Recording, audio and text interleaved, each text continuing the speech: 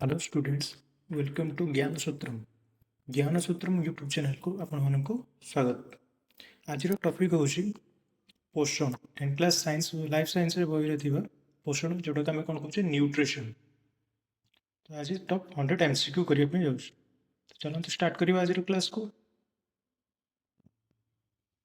First question कौन ना पोषण कौन, व्हाट इज न्यूट्रिशन बा व्हाट इज पोषण। पोषण कौन तार आंसर कौन हो ना बी श्वासक्रिया, खाद्य ग्रहण, पाचन, शोषण और व्यवहार प्रक्रिया, रक्त संचय ना निष्कासन। पोषण माने कौन ना जो उपाय आम खाद्य ग्रहण करूँ, खाद्य हजम हो पाचन करूँ, खाद्यर अवशोषण हुए आवश्यक उपादान और व्यवहार प्रक्रिया लगे ताको आम कौन कहे पोषण बोली कहे।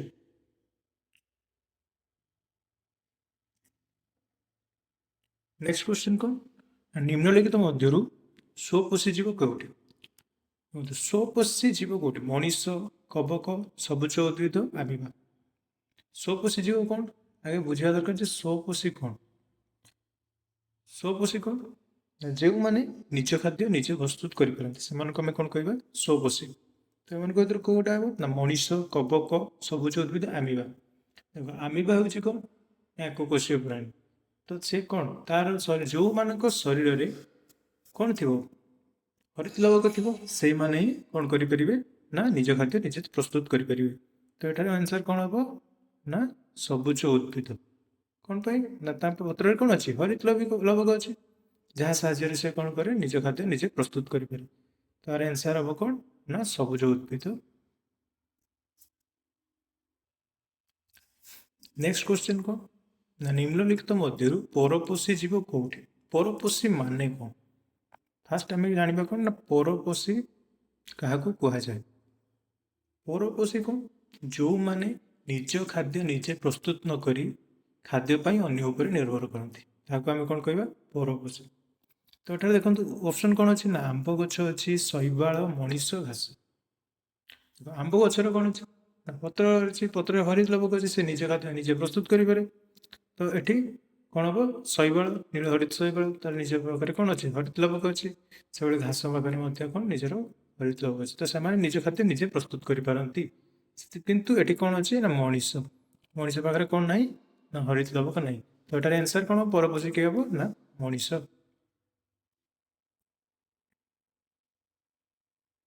नेक्स्ट क्वेश्चन कौन ना प्रकाश संश्लेषण क्यों रंजक आवश्यक। देखो ये प्रकाश संश्लेषण कौन जोटा आम कहे कौन आलोक श्लेषण जोटा फोटोसिंथेसिस कह जाए इंग्लीश कौन कह जाए फोटोसिंथेसिस। तो प्रकाश संश्लेषण क्यों रंजक आवश्यक माने कौन क्या उपस्थिति रे आमर कौन हो पार ना आलोक श्लेषण प्रक्रिया हो पारे। मेलानिन, क्लोरोफिल, हिमोग्लोबिन, कैरोटीन क्या उपस्थिति रे हम ना क्लोरोफिल। क्लोरोफिल प्रेजेंस रे कौन हुए ना पत्र सूर्यालोक को व्यवहार करी कौन करे ना श्वेतसार जातीय खाद्य प्रस्तुत करे ताको आम कौन कहे ना आलोक श्लेषण और प्रकाश श्लेषण कहू। नेक्स्ट क्वेश्चन को प्रकाश संश्लेषण रे क्यों गैस व्यवहृत हुए। अर्थ कौन ना प्रकाश संश्लेषण रे क्यों गैस व्यवहृत हुए। आलोक श्लेषण प्रक्रिया रे क्यों गैस व्यवहार हुए। अम्लजान gas, carbon dioxide gas, nitrogen gas ना हाइड्रोजन गैस। आलोक श्लेषण प्रक्रिया रे पत्र कौ गैस व्यवहार कर श्वेतसार जातीय खाद्य प्रस्तुत करे। प्रश्न अर्थ से तो अम्लजान ना कार्बन अंगारकाम्ल ना नाइट्रोजन ना हाइड्रोजन क्या उपस्थित करे ना कार्बन डाइऑक्साइड CO2 प्रेजेंस रे से कौन करे आमर आलोक श्लेषण प्रक्रिया श्वेतसार जातीय खाद्य प्रस्तुत करे। इक्वेशन मन अच्छी 6CO2 प्लस 12H2O आलोक उपस्थित रे क्लोरोफिल प्रेजेंस रे कौन प्रस्तुत करे ना C6H12O6 प्लस कौन 6O2 प्लस 6H2O ଆଲୋକ ସଂଶ୍ଳେଷଣ ପ୍ରକ୍ରିୟାରେ ଏହା ହିଁ ପ୍ରସ୍ତୁତ କରେ। ନେକ୍ସଟ क्वेश्चन कौन अच्छी नेक्स्ट क्वेश्चन कौन है प्रकाश संश्लेषण क्यों गैस निर्गत हुए आलोक संश्लेषण प्रक्रिया रे क्यों गैस निर्गत हुए हम पढ़ले कौन ऑक्सीजन गैस निर्गत हुए CO2 यूज करे माने कार्बन डाइऑक्साइड और अंगारकाम्ल गैस से कौन करे ग्रहण करे तबरे कौन करे ना ऑक्सीजन बा अम्लजान गैस निर्गत करे।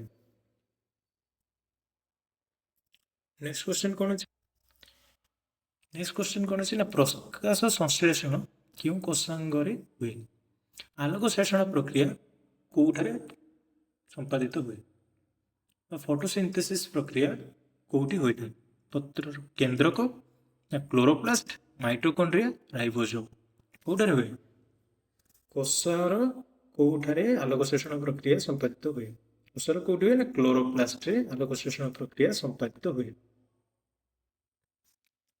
देखो क्लोरोप्लास्ट कोटा देखो एटा को आसे क्लोरोप्लास्ट एठारे कौन हुए हमर आलोक संश्लेषण प्रक्रिया संपादित हुए।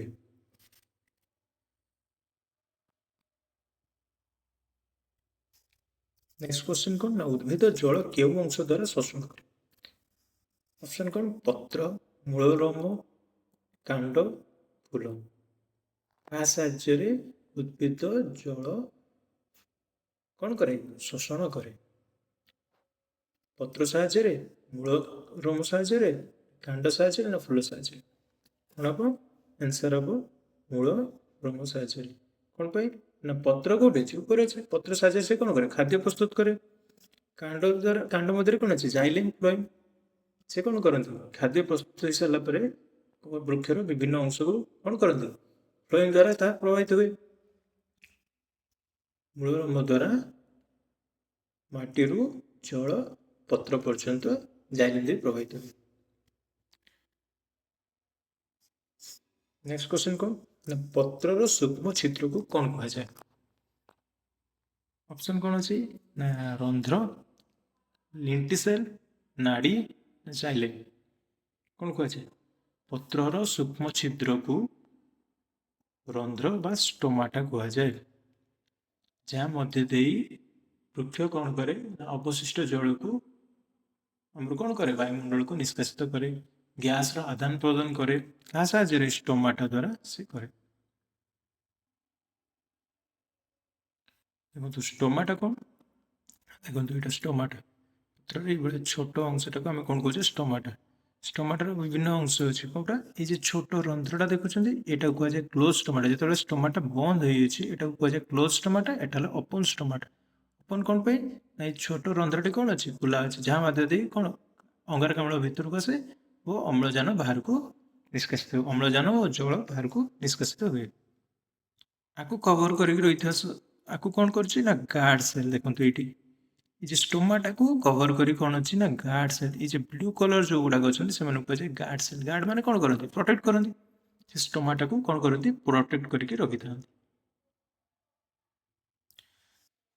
नेक्स्ट क्वेश्चन कौन ना प्रकाश संश्लेषण मुख्य उत्पाद कौन प्रकाश संश्लेषण मुख्य उत्पाद माने कौन प्रकाश आलोक संश्लेषण प्रक्रिया कौन उत्पन्न हुए मुख्यतः कौन उत्पन्न हुए कौन प्रस्तुत हुए ग्लूकोज यूरिया एमोनिया लैक्टोज कौन हुए आम पढ़ते कौन C6H12O6 ग्लूकोज संकेत कौन ना C6H12O6 आपको कौन कहुए ग्लूकोज आलोक संश्लेषण क्रिया कौन प्रस्तुत हुए ना ग्लूकोज प्रस्तुत हुए।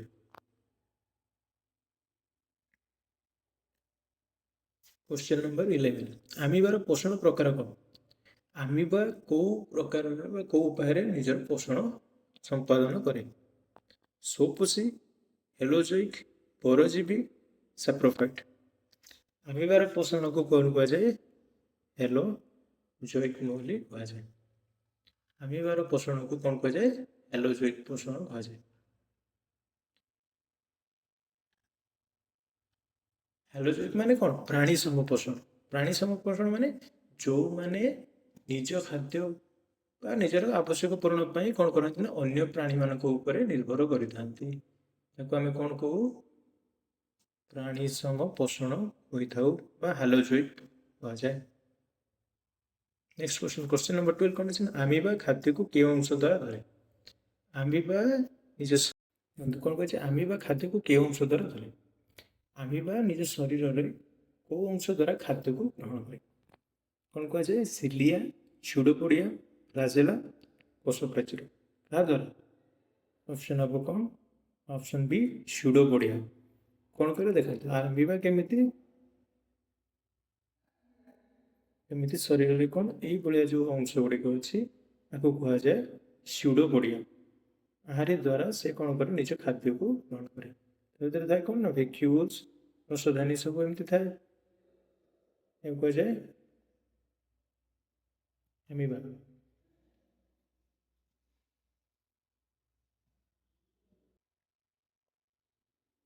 देखते एमिबार स्यूडोपोडिया कौड़ा कहुए स्यूडोपोडिया। आहारी द्वारा से कौन करे निजर फुड वैक्यूल अच्छी कौन ना जहाँ साथ से निज खाद्य को हजम करे। ये एमिबा है गोटे कौन एक कोषी प्राणी जे कौन करे ना निज गोटे अंगरे निज एक कोष से कोष द्वारा से कौन करे निज खाद्य को ग्रहण करे, खाद्य को हजम करे और से कोष द्वारा से खाद्य को बहिष्कार कर वर्ज्य वस्तु निष्कासन करे कौन एक कोषी प्राणी कह। क्वेश्चन नंबर 13 कौन देछि? मनुष्यर पाचन केउठार आरंभ? पाचन माने कौन? खाद्य हजम हवा स्टार्ट।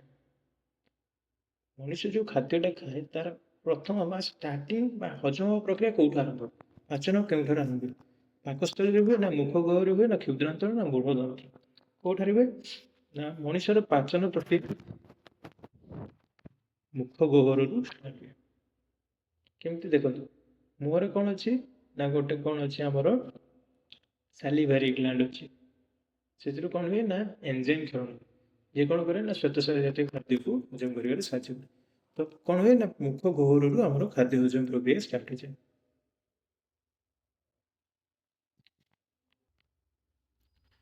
लाड़ क्यों एंजाइम थे आम जो खाद्य खाऊे आम पाटे कौन अच्छे लाड़ अच्छे लाड़ क्यों एंजाइम थे? पेप्सिन, टाइलिन, लाइपेज, ट्रिप्सिन को एंजाइम थे? आम जो खाद्य खाऊे आम लाड़ कौन थाए ना टाइलिन बा सालिभारी एमाइलेज बोली कहुए सालिभारी एमाइलेज कहुए।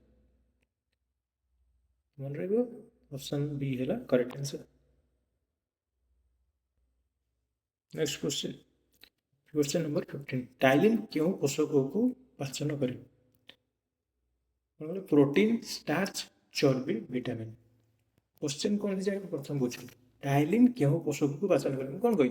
टाइलिन में कौन सालिभारी ग्लैंड सिक्रेशन हुए सालिभारी ग्लैंड जो सिक्रेशन हुए टाइलिन से कौन करे श्वेतसार जातीय खाद्य को हजम कर श्वेतसार जातीय खाद्य को आम कौन कहे स्टार्च बोली कहुए। प्रोटीन है कौन पुष्टिसारी जातीय खाद्य को प्रोटीन कहुए। चर्बी है फैट, विटामिन को विटामिन कहुए। प्रोटीन है कौन तुम ओडिया कौन कह श्वेतसार जातीय खाद्य को प्रोटीन कहुए। नेक्स्ट क्वेश्चन देख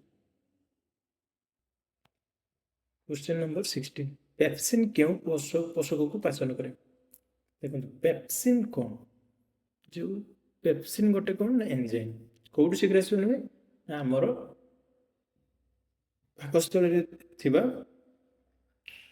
गोटे ग्रंथि अच्छी स्टमक को जोटा कहुए आमर कौन गैस्ट्रिक ग्लैंड कौन कहुए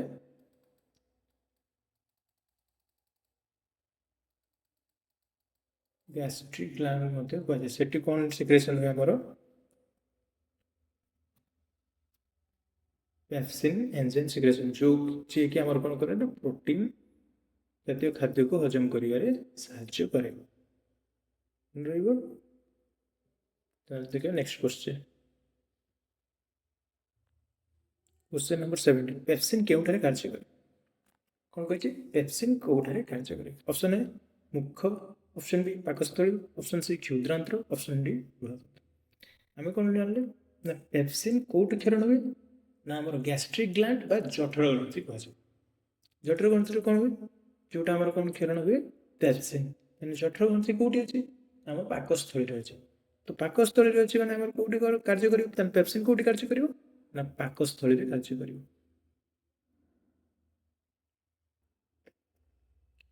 क्वेश्चन नंबर 18 गैस्ट्रिक रसरे थिबा अम्ल नाम कौन जो गैस्ट्रिक रसरे जो अम्लटा थाए तार नाम कौन सल्फ्यूरिक अम्ल हाइड्रोक्लोरिक अम्ल नाइट्रिक अम्ल एसिटिक अम्ल ना गैस्ट्रिक रसरे गैस्ट्रिक जूस रे को अम्ल थाए ना हाइड्रोक्लोरिक अम्ल ये कौन करे ना जो आम जो खाद्य खाऊ से जो बैक्टेरिया था जेकोसी परजीवी था से कौन करते आमर सब एसिड रे पड़े आम हाइड्रोक्लोरिक एसिड कौन करते इनएक्टिव कर दिखते सक्रिय निष्क्रिय कर दिखते जहाँकि आम कौन करे आमको रोग हाँपाई दब ना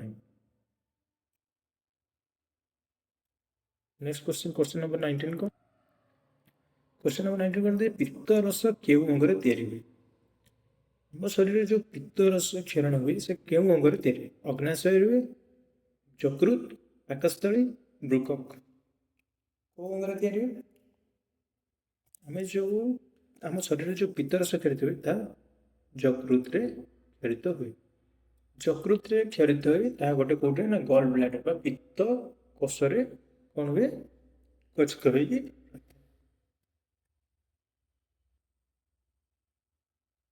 यहाँ कौन आमर यकृत जोटा लिवर कहुए यहाँ कहुए गल ब्लाडर पित्त कोष आमर यकृत देखते ये यकृत कौन हुए ना पित्त रस क्षरण हुए आसी कौट हुए ये गल ब्लाडर पित्त कोष गच्छित हुए क्वेश्चन नंबर 20 क्वेश्चन नंबर 20 कौन देखिए ना पित्तरस केउठारे संचित हुए पित्तरस केउठारे संचित हुए पित्तरस कौटे संचित हुए ना ए यकृत बी पित्ताशय सी अग्नाशय डी क्षुद्रांत कौटे संचित हुए यकृत क्षरित हुए पित्ताशय संचित हुए जोटा कि आम कहले गल ब्लाडर कौन कहुए पित्ताशय को कौन कहुए गल गल ब्लाडर कहुए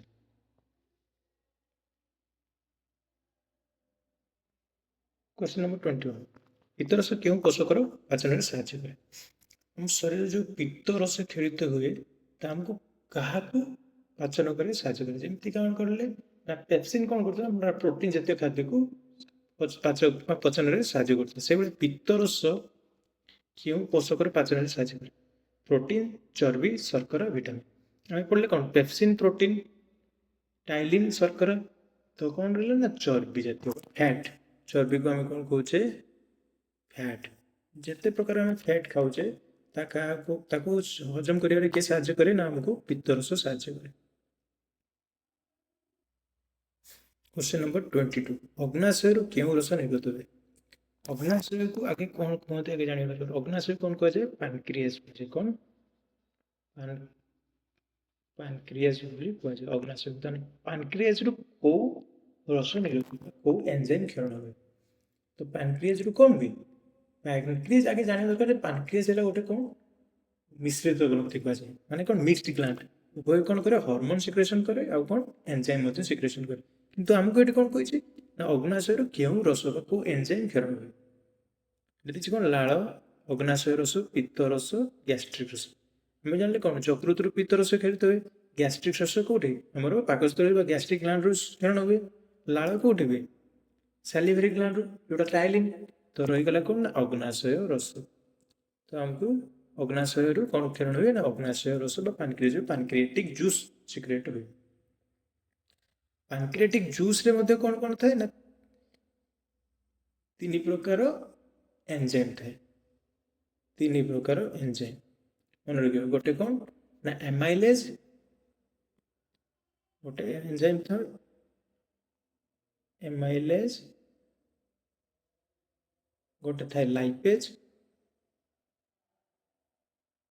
लाइपेज आ गोटे थाए प्रोटीएज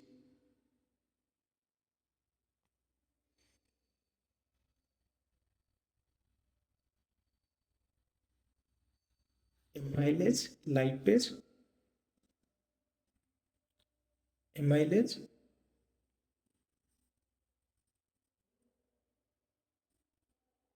एमाइलेज लाइपेज और प्रोटीज था क्वेश्चन नंबर 23 पाचित खाद्यर शोषण क्यों खाद्य जिते पाचन प्रक्रिया संपादित हुए से खाद्य क्यों शोषण हो ଆବଶ୍ୟକୀୟ ଉପାଦାନ ସବୁ କାହା ଦ୍ୱାରା ଶୋଷିତ ହୁଏ? ପାକସ୍ଥଳୀରେ ଶୋଷିତ ହୁଏ, କ୍ଷୁଦ୍ରାନ୍ତ୍ରରେ, ବୃହଦନ୍ତ୍ରରେ ନା ମୁଖ ଗହ୍ୱରରେ? କୋଉଟାରେ ଶୋଷଣ ହୁଏ? ପାଚିତ ଖାଦ୍ୟର ଶୋଷଣ କ୍ଷୁଦ୍ରାନ୍ତ୍ରରେ ହୋଇଥାଏ। କ'ଣ ପାଇଁ ନା କ୍ଷୁଦ୍ରାନ୍ତରରେ ଆମର ଖାଦ୍ୟର ସମ୍ପୂର୍ଣ୍ଣ ଜାରଣୀ ହୋଇଥାଏ। ଜାରଣୀ ଆବଶ୍ୟକୀୟ ଉପାଦାନ ସବୁ କ୍ଷୁଦ୍ରାନ୍ତରରୁ ଅବଶିଷ୍ଟ ହୋଇଥାଏ। ଆଉ ଅବଶିଷ୍ଟ ଜଳ କୋଉଠି ଶୋଷିତ ହୁଏ ନା ବୃହଦନ୍ତ୍ରରେ ହୋଇଥାଏ। ଅବଶିଷ୍ଟ ଜଳର ଅବଶୋଷଣ କୋଉଠି ହୋଇଥାଏ ନା ବୃହଦନ୍ତ୍ରରେ ହୋଇଥାଏ। क्वेश्चन नंबर 24 कौन दीजिए ना क्षुद्रांतरे थिबा आंगुली सदृश प्रबंधनकु कौन कहुए? क्षुद्रांतरे किछि तो कौन थाए एमिति आंगुली तो कौन थाए संरचना सब थाए। आकु कौन कहुए सेटा पचार रंध्र कहुए, भिलाई कहुए, आल्वियोलाई कहुए ना नेफ्रॉन कहुए? ये आंगुली सदृश कौन थाए प्रबंधन को कौन कहुए ना भिलाई कहुए। तार काम को ना जिते खाद्यर अवशोषण हुए से कौन करे ना टिके आमर कौन सरफेस एरिया तार एरिया अधिका करने साथ कहीं जिते अधिक स्पेस हम से कौन हम से अधिक अवशोषण हम।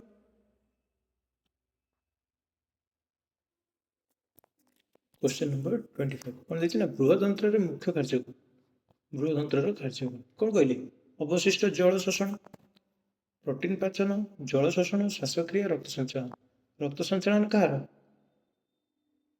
शिरा धमनी हृत्पिंडर कार्य श्वासक्रिया फुसफुस प्रोटीन पाचन कौन है आम को एंजाइम हैंडल करे जल शोषण तेना बृहदंत्र कार्य कौन ना जल अवशोषण अवशिष्ट जल को शोषण करे। क्वेश्चन नंबर 26 कौन देखिए ना उद्भिद अतिरिक्त ग्लूकोज क्यों रूप में संचित? उद्भिद शरीर में उद्भिद जो अवशिष्ट ग्लूकोज किसी कौन कला निज शरीर जो खाद्य प्रस्तुत करे से कौन प्रस्तुत करे ग्लूकोज प्रस्तुत करे। ग्लूकोज से कौन करे किसी खाद्य रूप संचित कर रखे से खाद्य संचित रूपटा कौन पचार ग्लाइकोजेन रूप रखे, स्टार्च रखे ना सेल्युलोज रखे ना सुक्रोज रखे? देखो ऑप्शन कौन हम ना स्टार्च रूप संचित कर ग्लाइकोजेन कौन करे ना प्राणी मानक शरीर में अवशिष्ट कौन करे ग्लूकोजटा ग्लाइकोजेन फॉर्म में कोडी ने ना लिवर रे रुए लिवर स्टोर से प्राणी मानक शरीर सॉरी उद्भिद मानक शरीर में अवशिष्ट ग्लूकोज कोडी रे स्टार्च रूप में संचित रही है।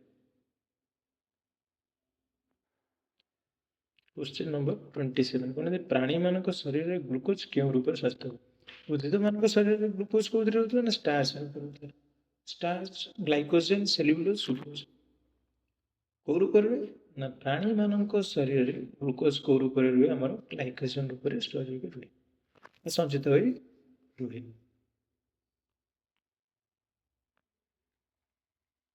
नेक्स्ट क्वेश्चन क्वेश्चन नंबर 28 कौन देखिए ना मनीष सेल्युलोज पाचन करें ना कारण कौन मनीष माने सेल्युलोज जातीय खाद्य को हजम करपारती ना कहीं प्रश्न पचार तो ऑप्शन ए कौन है पाकस्थली ना सेकेंड कौन सेल्युलोज एंजाइम ना लाल ना अम्ल ना देखते पाकस्थली ना यहाँ तो भूल कहीं मनुष्य शरीर में पाकस्थली लाल ना तो यहाँ भी भूल कौन पाई मनुष्य शरीर कौन अच्छे सालिवरी ग्लैंड सालिवरी एमाइलेज जोटा कि लाल क्षरण हुए अम्ल ना आम पढ़ले कौन HCl हाइड्रोक्लोरिक अम्ल कौटे अच्छे स्टोमक रे अच्छी स्टोमक गैस्ट्रिक ग्लैंड रे अच्छी तो ऑप्शन कोटा ना सेल्युलोज एंजाइम नहीं तो सेल्युलोज को हजम करने गोटे सेल्युलोज नामक एंजाइम आवश्यक है जहाँकि मनुष्य शरीर में ना से आम कौन करूँ मनुष्य मैंने सेल्युलोज जातीय खाद्य को हजम करपारती ना।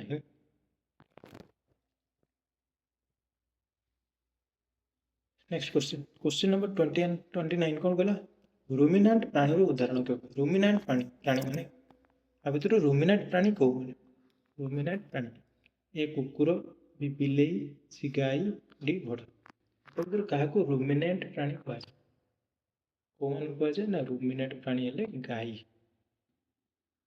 गाई मान को रुमिनांट प्राणी कहुए।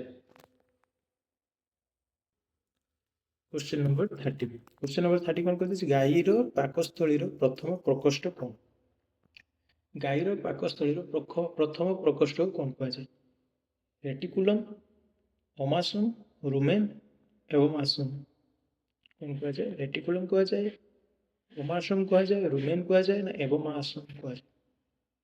गाई पाकस्थली प्रथम प्रकोष्ठ को रुमेन कह जाए। भलसे मन रखिए, गाईर प्रथम प्रकोष्ठ को कौन कह जाए? गाईर पाकस्थली को रुमेन कह जाए। गाईर दुईटी पाकस्थली अच्छी।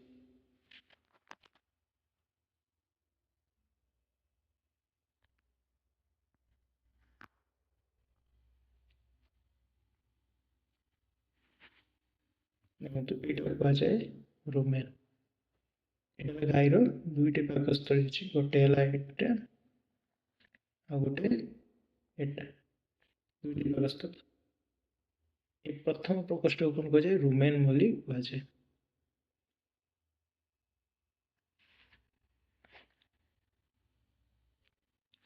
Question number 31।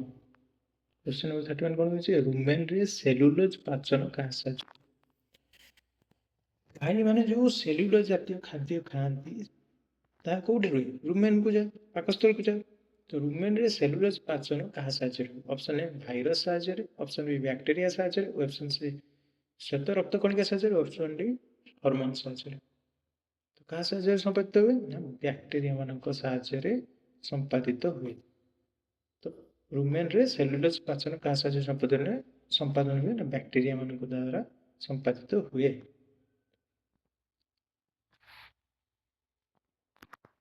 क्वेश्चन नंबर 32 कौन है? यकृत मनुष्य शरीर सबुठारु बड़ डैश। यकृत मनुष्य शरीर सबुठारु बड़ कौन? हाड़, ग्रंथि, पेशी, स्नायु।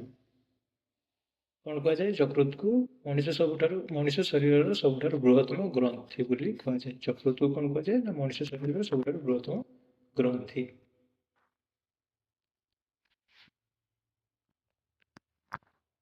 Question number 33। क्वेश्चन नंबर 33 कौन है? पित्त रस रे केउ एंजाइम आमे जो पढ़िथिले यकृत रु कौन क्षरण हुए? ना पित्त रस क्षरण। सेटारे को एंजाइम होइथाय? Option A pepsin, option B lipase, option B से कौन से एंजाइम न थाए, ऑप्शन डी ट्रिप्सिन। आमे जानले कौन ना पेप्सिन कोठी थाए? ना गैस्ट्रिक ग्लैंड रे थाए, स्टोमक रु क्षरण हुए जोटा। लिपेज कोठी थाए? ना पैनक्रियाज, पैनक्रियाटिक जूस बा हमर कौन अग्नाशय रस रे लिपेज थाए। ट्रिप्सिन कोठी थाए? ट्रिप्सिन थाए हमर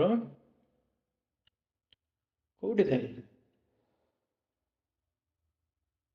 ट्रिप्सिन हमर थाए कोठी?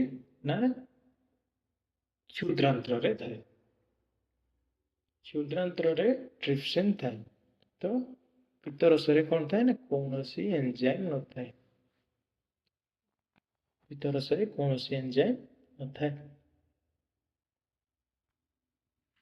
Question number 34। पित्त रस रो मुख्य कार्य।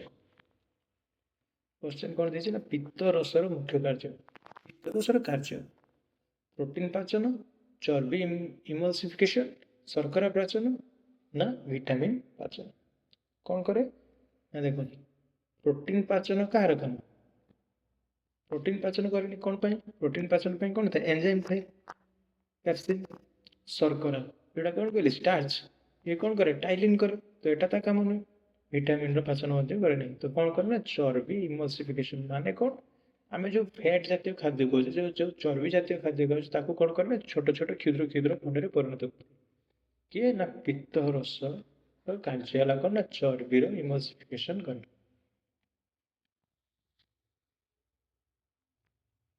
नेक्स्ट क्वेश्चन, क्वेश्चन नंबर 35 कौन देछि? ना अग्नाशय रो केउ एंजाइम निर्गत हुए?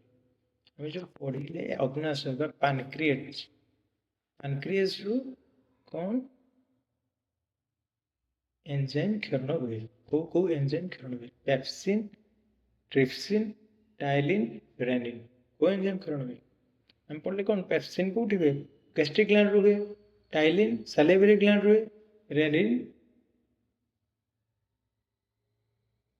कोठी क्षरण हुए? हमरो स्टोमक रु क्षरण हुए। तो कोटा रही गला ना ट्रिप्सिन। ट्रिप्सिन कोठी हुए? ना अग्नाशय रस बा अग्नाशय ग्लैंड रु क्षरण हुए ट्रिप्सिन।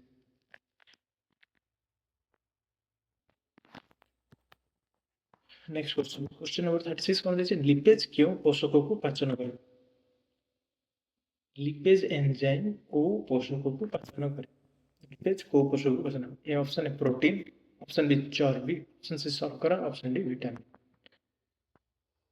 प्रोटीन कौन करे ना पेप्सिन करे, शर्करा किए करे आइलिन करे, तो ऑप्शन कोटा हो बी कौन करे ना चर्बी। लिपेज एंजाइम कौन करे ना चर्बी को पाचन रे सहायता करे।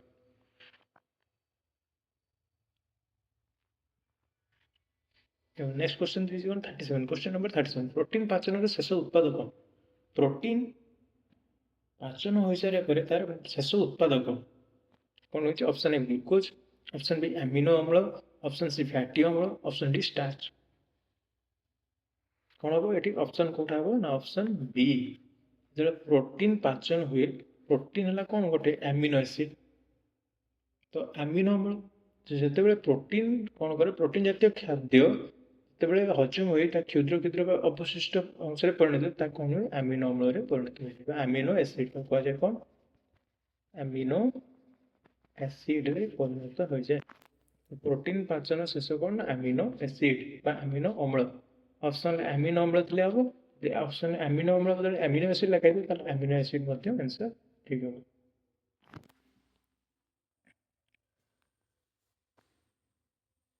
नेक्स्ट क्वेश्चन क्वेश्चन नंबर 38 कौन दीजिए ना शर्करा पाचन शेष उत्पाद कौन जो कार्बोहाइड्रेट शर्करा कौन कार्बोहाइड्रेट। तो कार्बोहाइड्रेट जिते बड़े कार्बो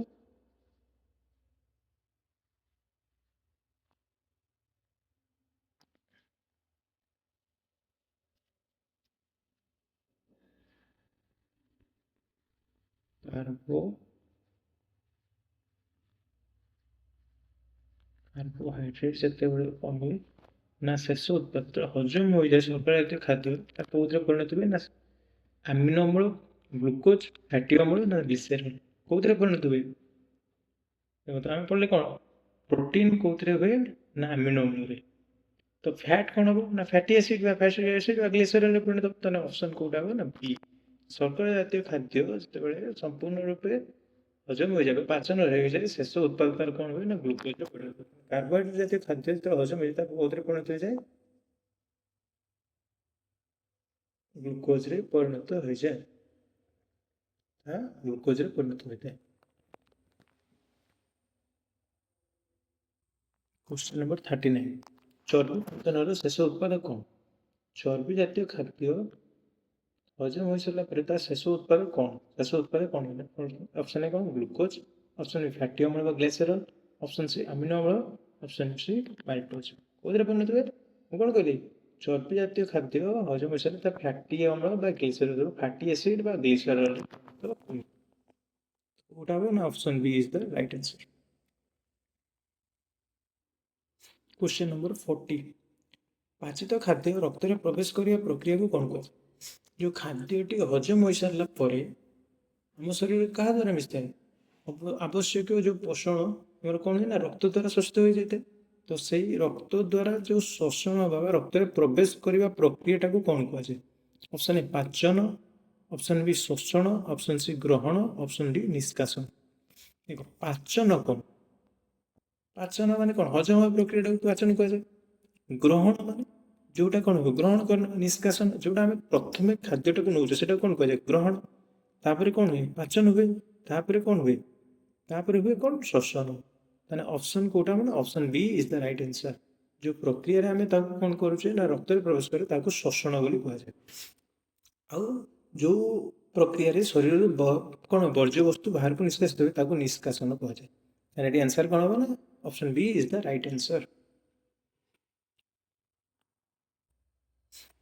नेक्स्ट क्वेश्चन क्वेश्चन नंबर 41 शोषित पोषक शरीर कोष द्वारा व्यवहृत होगा कौन कहे जो पोषक द्रव्य रक्त साहाଯ୍य कौन शोषित हो जाए शोषित हो सारे पर शरीर कोष द्वारा व्यवहृत हुए से प्रक्रिया को कौन कहुए ए पाचन बी शोषण से आत्मीकरण बी निष्कासन कौन कहुए ना कौन कहुए ना आत्मीकरण बोली कहुए। तो option C is the right answer option C is the right answer कौन आत्मीकरण बोली कहुए। नेक्स्ट क्वेश्चन क्वेश्चन नंबर 42 कौन देखिए उपाच्य खाद्य जल क्यों शोषित ମାନେ କ'ଣ ଅପାଚ୍ୟ ଖାଦ୍ୟ ମାନେ ଯେଉଁ ଖାଦ୍ୟଟି ପଚନ ହୁଏ ନାହିଁ ସେଥିରେ କିଛି କ'ଣ ଥାଏ ଅବଶିଷ୍ଟ ଜଳ ରହିଯାଇଥାଏ ନା ନାହିଁ ତ ସେଇ ଜଳ କେଉଁଠାରେ ଶୋଷିତ ହୁଏ ଆମ ଶରୀରରେ ସେଇ ଜଳ କେଉଁଠାରେ ଶୋଷିତ ହୁଏ ପାକସ୍ଥଳୀ କ୍ଷୁଦ୍ରାନ୍ତ୍ର ବୃହଦନ୍ତ୍ର ମୁଖ ମୁଁ ପ୍ରଥମରୁ କହି ଆସିଥିଲି କ'ଣ ନା କ୍ଷୁଦ୍ରାନ୍ତ୍ରରେ ସମ୍ପୂର୍ଣ୍ଣ ହଜମ ପ୍ରକ୍ରିୟା ବା ଖାଦ୍ୟର ସମ୍ପୂର୍ଣ୍ଣ ପାଚନ ପ୍ରକ୍ରିୟା ସମ୍ପାଦିତ ହୁଏ ତ ଅବଶିଷ୍ଟ ଯେଉଁ ଜଳ ଥାଏ ତାହା କେଉଁଠି ଥାଏ ନା ବୃହଦନ୍ତ୍ରରୁ କ'ଣ ହୁଏ ଅବଶୋଷିତ ହୋଇଥାଏ ତ ଅବଶିଷ୍ଟ ଅପାଚ୍ୟ ଖାଦ୍ୟର ଜଳ କେଉଁଠାରେ ଅବଶିଷ୍ଟ ହୋଇଥାଏ ବା କେଉଁଠାରେ ଶୋଷିତ ହୋଇଥାଏ ନା ବୃହଦନ୍ତ୍ରରୁ ଶୋଷିତ ହୋଇଥାଏ। ନେକ୍ସଟ କ୍ୱେଶ୍ଚନ ନମ୍ବର 43 କ'ଣ ଦେଇଛି ମଣିଷର ପାଚତନ୍ତ୍ରର ସବୁଠାରୁ ଲମ୍ବା ଅଂଶ କ'ଣ ଆମ ଶରୀରରେ ଯେଉଁ ପାଚତନ୍ତ୍ର ଅଛି କେଉଁଠୁ ଷ୍ଟାର୍ଟ ହେଇଛି ମୁଖ ଗହ୍ୱରରୁ ଷ୍ଟାର୍ଟ ହେଇ କେଉଁଠି ସରିଛି ନା ମଳଦ୍ୱାରରେ ସରିଛି ତ ଏଇ ଯେଉଁ ପୁରା ପାଚତନ୍ତ୍ରଟା ସବୁଠାରୁ ଲମ୍ବା ଅଂଶ କେଉଁଟା ସବୁଠାରୁ ଲମ୍ବା ଅଂଶଟି କେଉଁଠି ତ ମୁଖ ସବୁଠାରୁ ଲମ୍ବା ଅଂଶ କ୍ଷୁଦ୍ରାନ୍ତ୍ର ବୃହଦନ୍ତ୍ର ନା ଖାଦ୍ୟନଳୀ ଦେଖ ଖାଦ୍ୟନଳୀ କ'ଣ ମୁଖ ପାଖରୁ ଆମର କ'ଣ ପାକସ୍ଥଳୀ ପର୍ଯ୍ୟନ୍ତ ଯେଉଁ ନଳୀଟାକୁ ଏଇଟା କ'ଣ ନା ମୁଖ ଏଇ ନଳୀଟାକୁ କ'ଣ କୁହାଯାଏ ଖାଦ୍ୟନଳୀ ବୋଲି କୁହାଯାଏ ତ ଏଠି ପାକସ୍ଥଳୀ କ'ଣ ହୁଏ ନା କ୍ଷୁଦ୍ରାନ୍ତ୍ର ତାପରେ ବୃହଦନ୍ତ୍ର ତାପରେ ମଳାଶୟ ମଳଦ୍ୱାର ମଳାଶୟ ମଳଦ୍ୱାର ତ କ'ଣ ହେବ ନା ମୁଖ ହେବ ନାହିଁ ବୃହଦନ୍ତ୍ର ହେବ ନାହିଁ ଖାଦ୍ୟନଳୀ ହେବ ନାହିଁ ତ କେଉଁଟା ହେବ ନା ସବୁଠାରୁ ଲମ୍ବା ଅଂଶ କେଉଁଟା ନା କ୍ଷୁଦ୍ରାନ୍ତ୍ର ପାଖାପାଖି କ'ଣ ହେବ ନା 9 ମିଟର ଲମ୍ବ ହୋଇପାରିବ।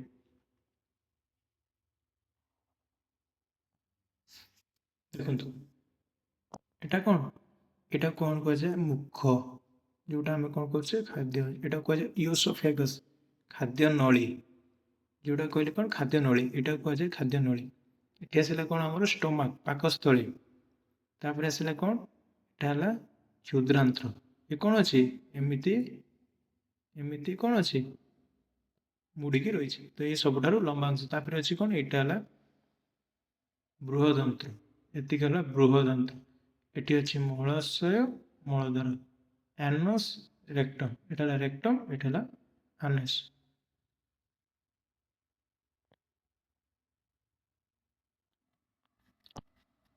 ନେକ୍ସଟ କ୍ୱେଶ୍ଚନ ନମ୍ବର 41 ଦେଇଛି କ'ଣ ନା ପ୍ରକାଶ ସଂଶ୍ଳେଷଣ ପାଇଁ ଶକ୍ତିର ଉତ୍ସ କ'ଣ ଯେଉଁ ଆଲୋକ ଶ୍ଳେଷଣ ପ୍ରକ୍ରିୟା ସମ୍ପାଦିତ ହେବ ତାର ମୁଖ୍ୟ ଶକ୍ତି ପାଇଁ ଯେଉଁ ଶକ୍ତି ମୁଖ୍ୟ ଉତ୍ସ କେଉଁଠି ପାଇବ ବିଦ୍ୟୁତ ସୂର୍ଯ୍ୟାଲୋକ ବାୟୁ ଜଳ ଆ ଭିତରୁ ସେ ମୁଖ୍ୟତଃ ଶକ୍ତି କାହା ପାଖରୁ ପାଏ ଆମେ ଜାଣିଛେ କ'ଣ ନା ସୂର୍ଯ୍ୟାଲୋକ ଉପସ୍ଥିତିରେ କ'ଣ କରେ ନା ପତ୍ର ସାହାଯ୍ୟରେ ଉଦ୍ଭିଦ କ'ଣ କରେ ନିଜର ଖାଦ୍ୟ ପ୍ରସ୍ତୁତ କରେ ସେଇଟା କ'ଣ ହେଲା ଆଲୋକ ଶ୍ଳେଷଣ ପ୍ରକ୍ରିୟା ତ ଆ ପାଇଁ ଆଲୋକର ପ୍ରକୃତ ଉତ୍ସ ବା ଶକ୍ତିର ମୁଖ୍ୟ ଉତ୍ସ କେଉଁଟା ହେବ ସୂର୍ଯ୍ୟାଲୋକ ହିଁ ହେବ।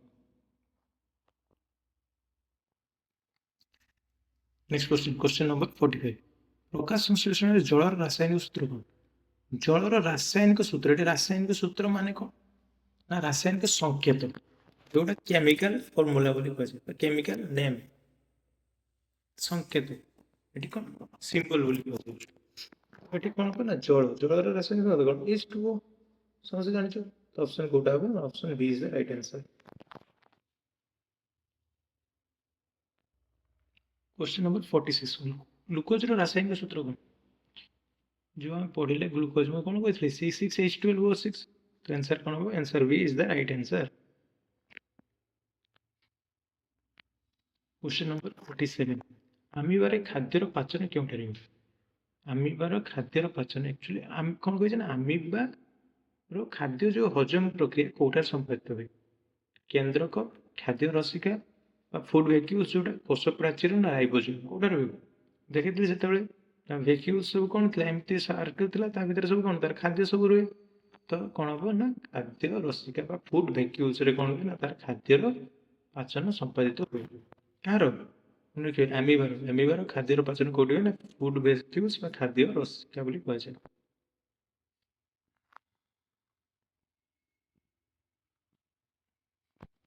नेक्स्ट क्वेश्चन नंबर 48 कौन दी ना निम्नलिखित मध्य केउंटी परपोषी पोषण प्रकार परपोषी माने कौन जो माने खाद्य अन्य उपर निर्भर करती प्रकाश संश्लेषण केमोसिंथेसिस स्वपोषी ना हेलोजोइक माने कौन जोटा प्राणी समपोषण माने जो माने खाद्य कौन करते प्राणी मान निर्भर करते कौन हेलोजोइक ताले परपोषी किए हम हेलोजोइक हम। तो option B is the right answer.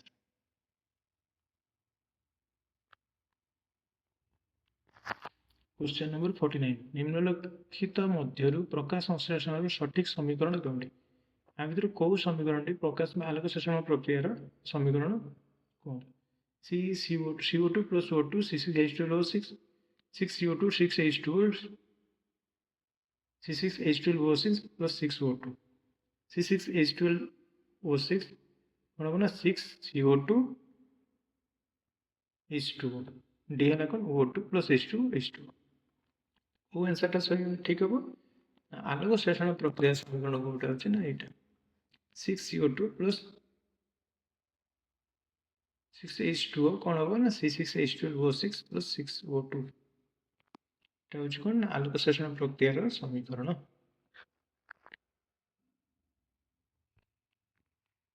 Question number 50 पोषण सठिक क्रम कोनटे क्वेश्चन नंबर 50 पोषण सठिक क्रम एवं सठिक क्रम माने कोन आमे प्रथमे कोन करू खाद्य को ग्रहण करू तापर कोन हो खाद्यर पाचन हो तापर कोन हो ना खाद्यर आवश्यक शोषित हो सारा आत्मीकरण हो तापर वर्ज्य निष्कासन। तो ऑप्शन कोटा माने option B is the right answer कोन पे ग्रहण पर पाचन पर शोषण पर आत्मीकरण तापर वर्ज्य निष्कासन এটা হচ্ছে কোটা option B is the right answer. অপশনের সঠিক ক্রম কোটা হচ্ছে না option B.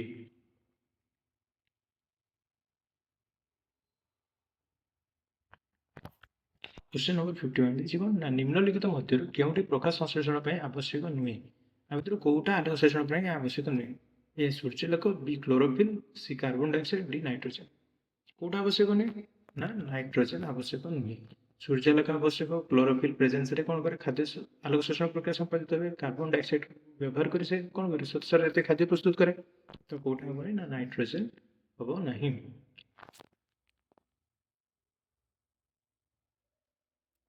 Question number 52 question number 52 कोन कहै छै ना प्रकाश संश्लेषण रे आलोक सूर्यालोक रो शक्ति केउ शक्ति रे परिणत होय आलोक संश्लेषण प्रक्रिया रे सूर्यालोक रो शक्ति केउ शक्ति रे परिणत होय सूर्यालोक जो शक्ति टाको से कोथरे परिणत करे यांत्रिक शक्ति रासायनिक शक्ति विद्युत शक्ति ना ताप शक्ति कोथरे परिणत करे देख जो खाद्य प्रस्तुत हुए से गोटे रासायनिक प्रक्रिया ना नुहे देखो आम पढ़ले कौन ना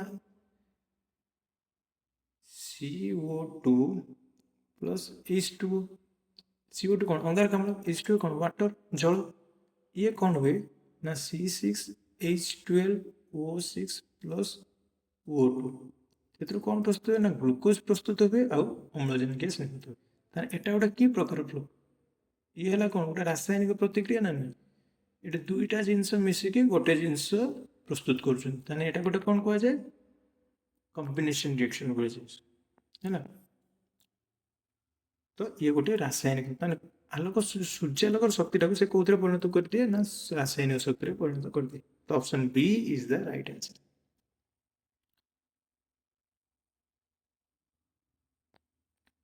क्वेश्चन नंबर 53 क्वेश्चन नंबर 53 कौन कह पढ़ु पढ़िकार आंसर सठिक आंसर दिंतु।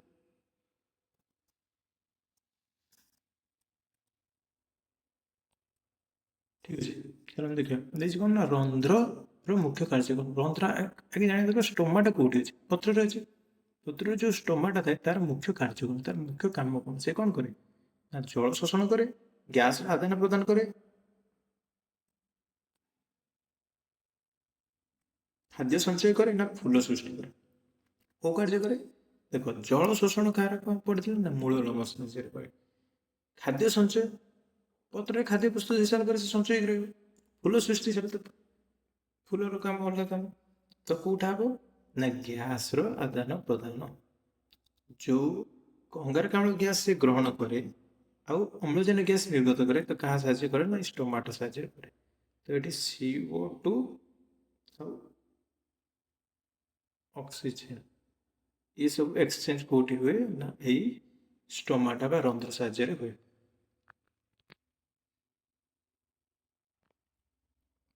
नेक्स्ट क्वेश्चन कौन क्वेश्चन नंबर 54 तो क्वेश्चन नंबर 54 कौन कहना प्रकाश संश्लेषण समय उत्पन्न अम्लजान क्यों पत्र बाहर को जाए जो पत्र रे जो आलोक संश्लेषण प्रक्रिया संपादित हुए ସେଠୁ ଯେଉଁ ଅମ୍ଳଜାନ ଗ୍ୟାସ୍ ନିର୍ଗତ ହୁଏ ସେ କାହା ସାହାଯ୍ୟରେ ପତ୍ରରୁ ବାହାରକୁ ନିର୍ଗତ ହୁଏ? ମୂଳ, ରନ୍ଧ୍ର, କାଣ୍ଡ, ଫଳ। ମୂଳ ଦ୍ୱାରା ବାହାରିଯାଏ, ନା ରନ୍ଧ୍ର ସାହାଯ୍ୟରେ ବାହାରିଯାଏ, ନା କାଣ୍ଡ ସାହାଯ୍ୟରେ ବାହାରିଯାଏ, ନା ଫଳ ମାଧ୍ୟମରେ ବାହାରିଯାଏ। ତ ଅପସନ୍ କୋଉଟା ହେବ ନା option B is the right answer. ଆମେ ପଢ଼ିଲେ କ'ଣ ଗ୍ୟାସ୍ ଆଦାନ ପ୍ରଦାନ କୋଉଠି ହୁଏ? ଷ୍ଟମାଟୋ ବା ରନ୍ଧ୍ର ସାହାଯ୍ୟରେ। ତ ଏଠି କ'ଣ ହେବ? ଏଠି ଯେଉଁ ଅମ୍ଳଜାନ ଗ୍ୟାସ୍ଟା ନିର୍ଗତ ହେବ ସେ କାହା ମାଧ୍ୟମରେ ଦେଇ ବାହାରିଯିବ? ନା ରନ୍ଧ୍ର ମାଧ୍ୟମରେ ବାହାରକୁ ବାହାରିଯିବ। ତ option B is the right answer. Question number 55। Question number 55 कौन दिए ना प्रकाश संश्लेषण प्राथमिक उत्पादक जो आलोक संश्लेषण प्रक्रिया प्रथम जो प्रस्तुत हुए से उत्पादकटी कौन? जो माने कौन रासायनिक प्रतिक्रिया प्रतिकारक मिसिले कौन उत्पाद सृष्टि हुए। जो मिसी सारा पर जो प्रथम उत्पादटी सृष्टि करे कौन? स्टार्च, ग्लूकोज, प्रोटीन ना सेल्युलोज कोटा प्रस्तुत करे? आम जानते कौन प्रकाश संश्लेषण आलोक संश्लेषण प्रक्रिया कौन हुए? ग्लूकोज उत्पन्न हुए। तो ऑप्शन कोटा option B is the right answer. Question number 56। Question number 56 कौन कहछि ना मनुष्यर पाचन तंत्र सबुठार बड़ ग्रंथि कोटा? ग्रंथि सबुठार लंबा अंश पड़े कोटा? क्षुद्रंत्र। एठी हला सबुठार बड़ ग्रंथि, सबुठार बड़ ग्रंथि बा बड़ ग्लैंड जोटा कहछि।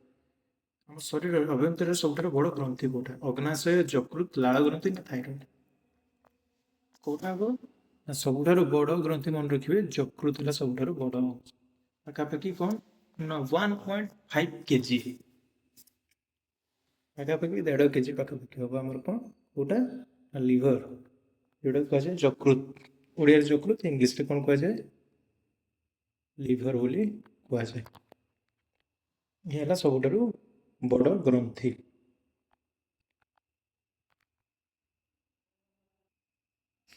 Next question number 57। Lalor pH प्राय केते? आम सब जो खाद्य आम जो पार्टी जो लालटा खेलते तार पीएच पाखापाखि केते? पीएच 2, 7, 10, 12। आगे जानिए पीएच कौन? पोटेंस ऑफ हाइड्रोजन माने कौन? हाइड्रोजन रो कंसंट्रेशन से केते परसेंटेज हाइड्रोजन रही ताकू कह जाए कौन? पोटेंस ऑफ हाइड्रोजन बा पीएच बोली कह जाए। आम पार्टी जो लाल अच्छी से पाखापाखि कौन? न्यूट्रल बोली कह जाए जोटा कि पीएच केते 7। Option B is the right answer.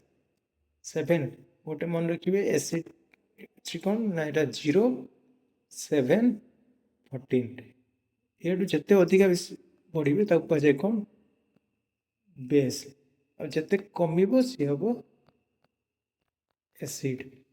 जिते 7 रु जिते कमी कमी कमी कमी जीव तार माने अम्लर मात्रा अधिक हम जिते बढ़ी बढ़ी जीव तार क्षार बा बेस को कौन कह क्षार एसिड को कह जाए अम्ल से क्षार बढ़ी बढ़ी से 7 हेल्ले कौन हम यहाँ न्यूट्रल बा निरपेक्ष बोली कह जाए। तो लार पीएच पाखापाखि कौन ना न्यूट्रल बा निरपेक्ष बोली कह जाए। Question number 58। क्वेश्चन नंबर 58 कौन कहছে पाकस्थली थी HCl मुख्य कार्य आम जो पाकस्थली जो हाइड्रोक्लोरिक अम्ल क्षरित हुए तार मुख्य कार्य कौन ना चर्बी पाचन, बी पेप्सिन को सक्रिय करने और जीवाणु नष्ट करने, सी शर्करा पाचन, डी जल शोषण। मुख्य कार्य कौन?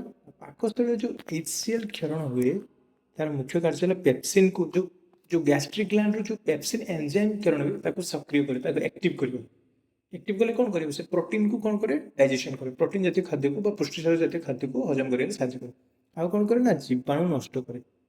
हम खाद्य जो खाऊे बाहर बाहर जो खाद्यटा आम ग्रहण करुचे से कौन था बहुत प्रकार जीवाणु था तो सी जो जामर कौन कर HCl बा हाइड्रोक्लोरिक एटार गोटे कौन ना स्ट्रंग एसिड या कौन कह जाए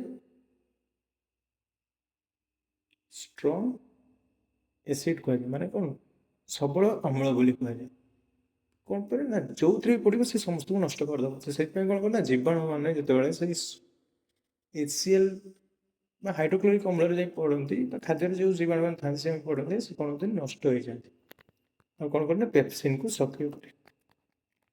तो HCl कार्य कौन ना पेप्सिन को सक्रिय करवा और जीवाणु नष्ट कर। Option B is the right answer. Next question number 59। Question number 59 कौन कहना पाकस्थली खाद्य केते समय पर्यंत रही आम जो खाद्यटी खाऊ पाकस्थली मैक्सिमम सब सर्वाधिक केते समय पर्यंत रही? ऑप्शन ए 5 ରୁ 10 मिनिट, ऑप्शन बी 2 ରୁ 4 घंटा, ऑप्शन सी 10 ରୁ 12 घंटा, ऑप्शन डी 24 घंटा। अरे देख 5-10 मिनट तो खाद्य रही କ'ଣ ଆମେ କ'ଣ ଖାଇବା ବେଳକୁ ହଠାତ୍ ହଜମ ପ୍ରକ୍ରିୟା ଷ୍ଟାର୍ଟ ହେଇଯାଉଛି ନା? ଆରେ ଖାଦ୍ୟ ଯେତେବେଳେ ପାକସ୍ଥଳୀରେ ପହଞ୍ଚିବ ସେଥିରୁ କ'ଣ ଏନଜାଇମ୍ କ୍ଷରଣ ହେବ, ସେ ଗୋଟେ ପ୍ରୋସେସ୍, ଗୋଟେ ପ୍ରକ୍ରିୟା। ସେ କ'ଣ ହଠାତ୍ ହେବ ନା? ପାଣି ପିଇଲା ଭଳିଆ ପିଇଦେବା ଗିଳିଦେବା ସରିଯିବ, ସେମିତି ହେବ କି? This is not possible. ତ 10ରୁ 12 ଘଣ୍ଟା ବି ବହୁତ ସମୟ। ଖାଲି ପାକସ୍ଥଳୀରେ ନୁହେଁ, ସେ କ'ଣ ପଚାରୁଛି? ଖାଲି ପାକସ୍ଥଳୀ କଥା ପଚାରୁଛି। 24 ଘଣ୍ଟା କ'ଣ ଖାଲି ପାକସ୍ଥଳୀରେ ରହିବ କି? ରହିବ ନାହିଁ। ତ ଅପସନ୍ କେଉଁଟା ହେବ ନା 2ରୁ 4 ଘଣ୍ଟା। ଖାଦ୍ୟ ଆମେ ଯେଉଁ ଖାଉଛୁ ତା 2ରୁ 4 ଘଣ୍ଟା କେବଳ କେଉଁଠି ରହେ? ପାକସ୍ଥଳୀରେ। କାହିଁକିନା ପାକସ୍ଥଳୀରେ ଯେଉଁ ହଜମ ପ୍ରକ୍ରିୟା ସରିଗଲା ପରେ ତା କେଉଁଠିକି ପଳେଇବ ନା କ୍ଷୁଦ୍ରାନ୍ତ ମଧ୍ୟକୁ ପଳୁଛି। କ୍ଷୁଦ୍ରାନ୍ତ୍ରରେ ପୁଣି କିଛି ପାକସ୍ଥଳୀ କ'ଣ ପାଚନ ପ୍ରକ୍ରିୟା ହେବ। ପାଚନ ପ୍ରକ୍ରିୟା ପରେ ଆସ୍ତେ ଆସ୍ତେ ଆସ୍ତେ ଆସ୍ତେ ଶରୀରରୁ ବାହାରକୁ ବୃହତନ୍ତ୍ର ଦେଇ ବାହାରକୁ ବାହାରିଯିବ ବା ନିଷ୍କାସିତ ହେବ। क्वेश्चन नंबर 60 क्वेश्चन नंबर 60 କ'ଣ କହିଛି ନା ମଣିଷର କ୍ଷୁଦ୍ରାନ୍ତର ଲମ୍ବ ପ୍ରାୟ କେତେ? ମଣିଷର କ୍ଷୁଦ୍ରାନ୍ତର ଲମ୍ବ ମୁଁ କ'ଣ କହିଥିଲି 9 ମିଟର। ଏଠି ଅପସନ୍ରେ ଯଦି 9 ନାହିଁ 2 ମିଟର 7 ମିଟର 10 ମିଟର 15 ମିଟର, ତ ଏଠି ଅପସନ୍ କେଉଁଟା ହେବ ନା 7 metre is the correct answer. Option B is the correct answer. ମୁଁ କ'ଣ କହିଥିଲି 9 ମିଟର, ତ 7 ମିଟରରୁ 9 ମିଟର ଭିତରେ ହୋଇଥାଏ। ତ ଏଠି କ'ଣ ଦେଇଛି 7 ମିଟର ଦେଇଛି। ତ ଯଦି ଅପସନ୍ରେ 9 ମିଟର ଥାନ୍ତା ତାହେଲେ ଅପସନ୍ କେଉଁଟା ହେଇଥାନ୍ତା 9 ମିଟର ବି ଠିକ୍ ହୋଇଥାନ୍ତା। ତାହେଲେ ଏଠି କ'ଣ ହେବ 7 ମିଟର ଠିକ୍। ତ option B is the right answer.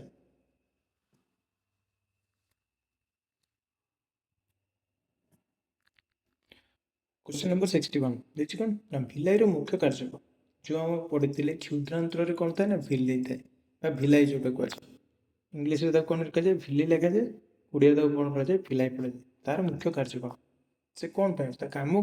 अरे शरीर में जेकोसी अंग हूँ जेकोसी अंश हूँ से रही मैंने कौन तार निर्दिष्ट कार्य रही। तो कौन कार्य ना खाद्य संचय करवा, शोषण क्षेत्रफल बढ़ाइबा, खाद्य चबाइबा या रक्त तैयारी करवा। कौन करवा? खाद्य संचय करने काम तो कौन बिलाई नी। खाद्य चबाइबा काम कौन दांतर। रक्त तैयारी करवा कार आम हाड़ मध्य रक्त तैयारी हुए। तो ऑप्शन कोटा हम ना बी शोषण क्षेत्रफल बढ़ेगा माने कौन? Option B is the right answer. जिते बड़े आम खाद्य शोषित हुए जिते अधिका एरिया हम से अधिका कौन हम ना शोषण हो। मैं कहतु गोटे ये कम एरिया रहा ये कम शोषित हम। मैं कहूँ जिते अधिका बड़ एरिया हम ये कौन हम अधिका शोषित हम ना नहीं। तो कौन करे ना शोषण क्षेत्रफल वृद्धि करने काम कौन ना से भिलाई कार्य। क्वेश्चन नंबर 62 क्वेश्चन नंबर 62 कौन दे ना पित्तरसर रंग क्या जो हुए? आम जाने कौन पित्तरसर रंग केमी ईश्वत हलदिया टाइप रो। तो सेटा कहापाई सेमती देखा जाए हिमोग्लोबिन बिलिरुबिन मेलानिन ना क्लोरोफिल कहापाई पित्तरसर रंग ईश्वत हलदिया होता है? तो कहापाई ना बिलिरुबिन देखो लिभर रे गोटे कौन थाए ना रक्त जिते आरबीसी जिते ब्रेक हो जाए भांगी जाए नष्ट हो जाए से कौन हुए ना गोटे बिलिरुबिन नामक गोटे क्षरण हुए पिगमेंट टाइप माने कौन बिलिरुबिन गोटे कलर माने जहाँटा कि आम कौन देखा जाए ना हलदिया टाइप देखा जाए। तारिपाई कौन हुए ना पित्तरसर रंग येलो बा ईषत हलदिया देखा जाए। तो option B is the right answer.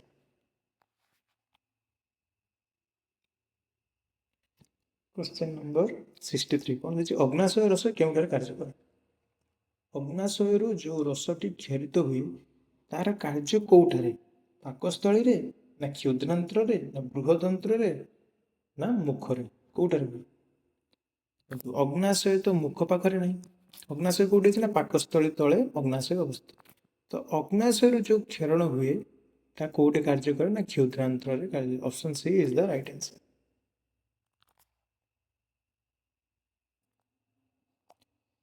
Question number 64 कौन कह पाचन शेष में आमिनो अम्ल क्यों पोषक मिले? आम पढ़ते कौन प्रोटीन शेष उत्पाद कौन आमिनो अम्ल। तो ये कौन कला प्रश्न टी उल्टे देला टी बदल देखा कौन ना पाचन शेष में आमिनो अम्ल क्यों पोषक मिलता है? आम जान कौन आमिनो अम्ल कौटी मिले ना प्रोटीन मिले। तो option B is the right answer. देखो क्वेश्चन नंबर 65 कौन देखिए ना चर्बी पाचन शेष उत्पाद कौन? चर्बी पाचन हो सारा हजम माने कौन डाइजेशन कंप्लीट हो सारा फैट्र चर्बीर शेष उत्पाद कौन परिणत हुए?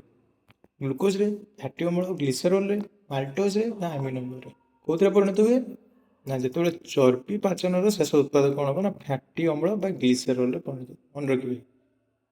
ମନେ ରଖିବେ ଯେତେବେଳେ କାର୍ବୋହାଇଡ୍ରେଟ୍ डाइजेशन हुए तब हमर ग्लूकोज रे परिणत हुए, प्रोटीन डाइजेशन हेले अमीनो अम्ल रे परिणत हुए, फैट बा चर्बी पाचन हेले परे ता कोन हुए फैटी अम्ल बा फैटी एसिड बा ग्लिसरॉल रे परिणत हुए। Option B is the right answer. Question number 66। Question number 66 कोन कहै छै मनुष्यर पाचन तंत्र रे खाद्य चलन केउ प्रक्रिया द्वारा होय माने कोन बुझंतु। क्वेश्चन बहुत इंपोर्टेंट। मनुष्य पाचन तंत्र कौन जो खाद्य हजम पाचन तंत्र खाद्य चलन खाद्य जो चलन जो मुवमेंटा करे जो आप मन करूँ तो खाद्यटा आम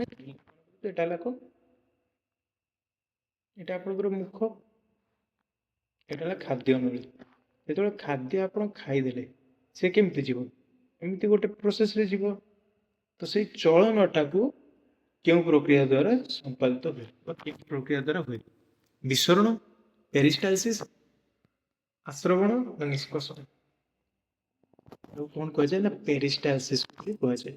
मनुष्य पाचन खाद्य खाद्य चलन प्रक्रिया कौन कह जाए ना पेरिस्टालसिस कह जाए कौन कह जाए पेरिस्टालसिस। चलो देखिए चित्र माध्यम बुझे देखो पेरिस्टालसिस देखो मन करूँ तो आप खाद्यटी खाइले खाद्यटा कौन कर गोलैकी गोटे बाउल टाइप खाऊ जो खाद्य आम गिड़े कौन हुए एमती गोटे कौन हुए एमती गोल आकार एमती आस्ते आस्ते आस्ते आस्ते आमर एटा सेकंड स्टेज एटा थर्ड स्टेज देखो एमती कौन हुए खाद्य न दे तल आड़ मुव करे पाकस्थली को जाए तो यही जो मुवमेंटा को कह जाए जो गतिटा को कह जाए कौन कह जाए पेरिस्टालसिस कह जाए। ये गतिटा को आम कौन कहे पेरिस्टालसिस कहू। क्वेश्चन नंबर 67 कौन कहे प्रकाश संश्लेषण में कार्बन डाइऑक्साइड क्यों उद्भिद को प्रवेश करे जो आलोक संश्लेषण प्रक्रिया रे कार्बन डाइऑक्साइड क्यों क्या माध्यम दे उद्भिद भीतर को प्रवेश करे मूल रंध्र कांड फूल कोठा option B is the right answer रंध्र साहाय्य स्टोमाटा दे कौन हुए ना उद्भिद मध्य को प्रवेश करे।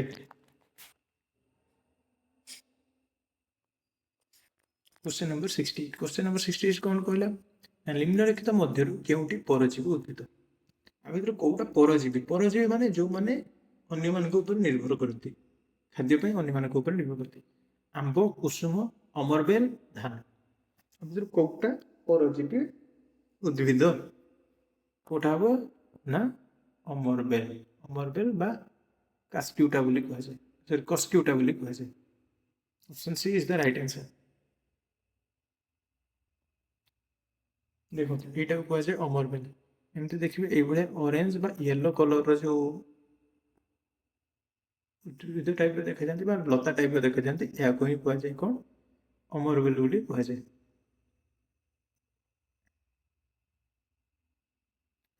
नेक्स्ट क्वेश्चन क्वेश्चन नंबर 69 कवकर पोषण प्रकार कवक क्यों प्रकार निजर पोषण संपादित करे स्वपोषी सैप्रोफाइटिक हेलोजोइक केमोसिंथेटिक को उपाय से तार निजर कौन करे पोषण संपादित करे तो कौटा हम ना सैप्रोफाइटिक माने निज खाद्य से कौन कौन करती मृतजीवी जोटा कहे मृत पशु पक्षी मृत जीव उपर से निर्भर करते से कौन कह जाए सैप्रोफाइटिक कह जाए स्वपोषी है निज खाद्य निजे प्रस्तुत करते हेलोजोइक है प्राणी मान प्राणी पोषण जोटा कह जाए हेलोजोइक। नेक्स्ट क्वेश्चन क्वेश्चन नंबर 70 कौन कहे जक क्यों प्रकार पोषण करे जक है कौन लीच लीच सी है कौटी थाए जक जक कौटी देख आम शरीर में जेकोसी पशु हूँ मनीष हूँ शरीर में कौन लगे रक्त शोषण कर कौन करते पोषण संपादित करते तो से कहुए सैप्रोफाइटिक स्वपोषी हेलोजोइक ना परजीवी एमाने परजीवी कहीं निज खाद्य पोषण निज निज खाद्य निज संपादित नक कौन करते परजीवी मान निर्भर करते से कौन कहुए परजीवी पोषण बोली कहुए तो एम कहुए कौन option B is the right answer. तो एमाने जो क्यों प्रकार पोषण करना परजीवी पोषण करे। ଦେଖ ଆମିବାର ଖାଦ୍ୟ ରସିକାର କାର୍ଯ୍ୟ କ'ଣ? ଆମେ ପଢିଥିଲେ କ'ଣ? ଆମିବା ଖାଦ୍ୟ ହଜମ କାହା ସାହାଯ୍ୟ କରେ? ଏଠି ଓଲଟା ଥିଲା, କ୍ୱେଶ୍ଚିନ୍ ରିଭର୍ସ କରିଥିଲା। ଆମିବାର ଖାଦ୍ୟ ରସିକା ବା ଫୁଡ ଭେକ୍ୟୁଲର କାର୍ଯ୍ୟ। ଶ୍ୱାସକ୍ରିୟା, ଖାଦ୍ୟ ପାଚନ, ପ୍ରଜନନ, ଗମନ। କ'ଣ କରେ? କ'ଣ କରେ? ଆମିବା କ'ଣ କରେ? ତାର ଖାଦ୍ୟ ରସିକା ସାହାଯ୍ୟରେ କ'ଣ କରେ ନା ଖାଦ୍ୟ ପାଚନ କରେ ବା ଖାଦ୍ୟକୁ ହଜମ କରିବାରେ ସାହାଯ୍ୟ କରେ। ତ option B is the right answer. Next question କ'ଣ ଦେଇଛି ନା ମଣିଷ ଦାନ୍ତର ମୁଖ୍ୟ କାର୍ଯ୍ୟ କ'ଣ? ଆମ ମଣିଷମାନଙ୍କ ଶରୀରରେ ଯେଉଁ ଦାନ୍ତ ଅଛି ତାର ମୁଖ୍ୟ କାର୍ଯ୍ୟ କ'ଣ? ଖାଦ୍ୟକୁ ଚୋବାଇବା, ପ୍ରୋଟିନ ପାଚନ କରିବା, ଜଳ ଶୋଷଣ କରିବା ନା ରକ୍ତ ତିଆରି କରିବା? କ'ଣ ହବ? ଆନ୍ସର କ'ଣ ହବ? ମଣିଷ ଦାନ୍ତର କାର୍ଯ୍ୟ କ'ଣ? ନା ଦାନ୍ତ ଖାଦ୍ୟକୁ ଚୋବାଇବ, ଭଲ ଭାବେ ଚୋବାଇବ। ଚୋବାଇଲେ ସିନା କ'ଣ ହବ? ହଜମରେ ତାପରେ କ'ଣ ହବ? ସେ କ୍ଷୁଦ୍ର କ୍ଷୁଦ୍ର ଖଣ୍ଡ ଖଣ୍ଡରେ ପରିଣତ ହେଲେ ସେ କ'ଣ ହବ ନା ହଜମ ପ୍ରକ୍ରିୟାରେ ସହଜ ହବ। ତ ମଣିଷ ଦାନ୍ତର କାମ କ'ଣ ନା ଚୋବାଇବାରେ, ଖାଦ୍ୟକୁ ଚୋବାଇବାରେ ସାହାଯ୍ୟ କରେ। ତ option A is the right answer. Question number 73, ଜିଭର ମୁଖ୍ୟ କାର୍ଯ୍ୟ କ'ଣ? ଆମ ଶରୀରରେ ଯେଉଁ ଜିଭ ଅଛି, ମଣିଷ ଶରୀରରେ ଯେଉଁ ଜିଭ ଅଛି ତାର କାର୍ଯ୍ୟ କ'ଣ? ରକ୍ତ ସଞ୍ଚାଳନ, ସ୍ୱାଦ ଅନୁଭବ କରିବା ଓ ଖାଦ୍ୟ ଗିଳିବାରେ ସାହାଯ୍ୟ କରିବା। ଅପସନ୍ ସି ଶ୍ୱାସକ୍ରିୟା କରିବା। ଅପସନ୍ ଡି ଖାଦ୍ୟ ପାଚନ। ତ କୋଉଟା ହବ right answer? Right answer is the option B, ସ୍ୱାଦ ଅନୁଭବ କରିବା ଖାଦ୍ୟ ଗିଳିବାରେ ସାହାଯ୍ୟ କରିବା। ଆପଣ ଜାଣିଥିବେ, ଦେଖନ୍ତୁ ଆମେ ଯେତେବେଳେ ଯେକୌଣସି ଖାଦ୍ୟ ଖାଉଛେ ତାର ଟେଷ୍ଟ ଆମେ କେମିତି ଜାଣୁଛେ? ଆମ ଜିଭରେ ବିଭିନ୍ନ ଟେଷ୍ଟ ବର୍ଡସ୍ ଅଛି, ମାନେ ସ୍ୱାଦ ଜାଣିବା ପାଇଁ କିଛି କହିବାକୁ ଗଲେ କ'ଣ ହବ, ସେଇଟା ଗ୍ରନ୍ଥି ଟାଇପ୍ର ଅଛି, ଯେଉଁଟାକି ଆମର କ'ଣ ସେନ୍ସ ଅର୍ଗାନ ନା ଜିଭ ଗୋଟେ। ତ ସେ କ'ଣ କରେ ନା ସ୍ୱାଦ ଜାଣିବା ପାଇଁ ସାହାଯ୍ୟ କରେ। ଆଉ ଖାଦ୍ୟ ଗିଳିବାରେ, ଯଦି ଆମେ ଜିଭ ନଥାନ୍ତା ଆମେ ଖାଦ୍ୟ ସହଜରେ ଗିଳିପାରିବା କି? ଗିଳିପାରିବା ନାହିଁ। ଜିଭ ଅଛି ବୋଲି ଆମେ କ'ଣ କରୁଛେ? ଖାଦ୍ୟ ଖାଇ ସହଜରେ ଗିଳିପାରୁଛେ। ତାର କାର୍ଯ୍ୟ କ'ଣ ନା ସ୍ୱାଦ ଅନୁଭବ କରିବା, ଖାଦ୍ୟ ଗିଳିବାରେ ସାହାଯ୍ୟ କରିବା। କ୍ୱେଶ୍ଚିନ୍ ନମ୍ବର 74, କ'ଣ ଦେଇଛି ନା ନିମ୍ନଲିଖିତ ମଧ୍ୟରୁ କେଉଁଟି ମଣିଷର ପାଚନ ତନ୍ତ୍ର ଅଂଶ ନୁହେଁ? ଆ ଭିତରୁ କୋଉଟା ମଣିଷର ପାଚନ ତନ୍ତ୍ରର ଅଂଶ ନୁହେଁ? ଖାଦ୍ୟନଳୀ, ପାକସ୍ଥଳୀ, ଶ୍ୱାସନଳୀ, କ୍ଷୁଦ୍ରାନ୍ତ୍ର। ଦେଖ ସାଧାରଣ ଜାଣିପାରୁଛୁ ଶ୍ୱାସନଳୀ କ'ଣ ହବ? ଶ୍ୱାସକ୍ରିୟା ସମ୍ପାଦନରେ ସାହାଯ୍ୟ କରିବ। ସେ ଥୋଡ଼ି ନା ଆମର କ'ଣ ପାଚନ ତନ୍ତ୍ରରେ ସାହାଯ୍ୟ କରିବ?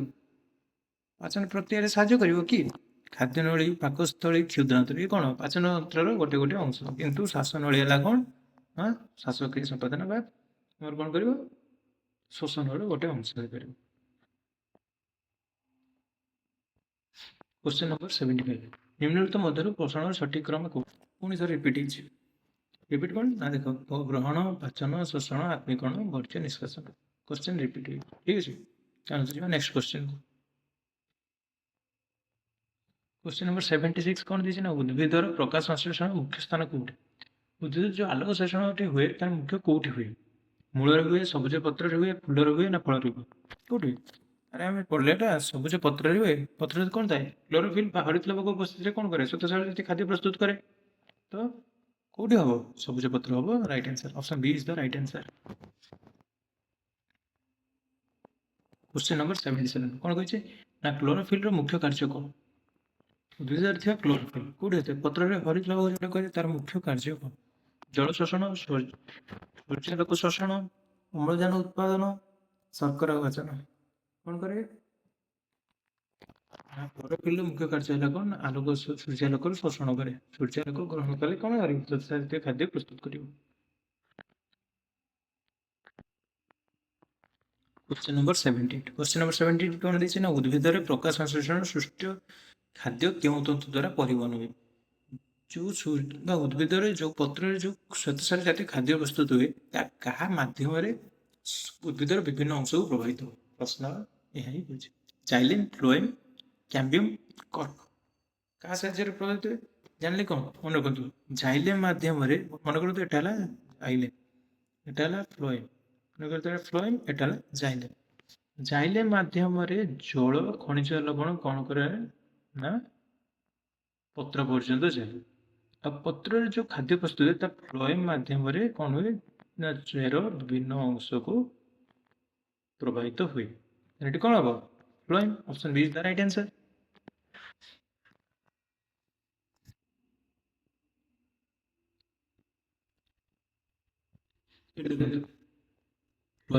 ଫ୍ଲୋଏମ୍ ମାଧ୍ୟମରେ ମୁଁ କ'ଣ କହିଲି? ବିଭିନ୍ନ ଅଂଶକୁ ଖାଦ୍ୟ ପ୍ରସ୍ତୁତ ହୁଏ ଜାଇଲେମ୍ ମାଧ୍ୟମରେ ଜଳ ଆଉ ଖଣିଜ ମିନେରାଲ ସବୁ କ'ଣ ହୁଏ ନା ପତ୍ର ପାଖକୁ ଯାଏ। ଏଇଟା ହେଲା କ'ଣ ନା ଜାଇଲେମ୍, ଇଏ ହେଲା ଫ୍ଲୋଏମ୍।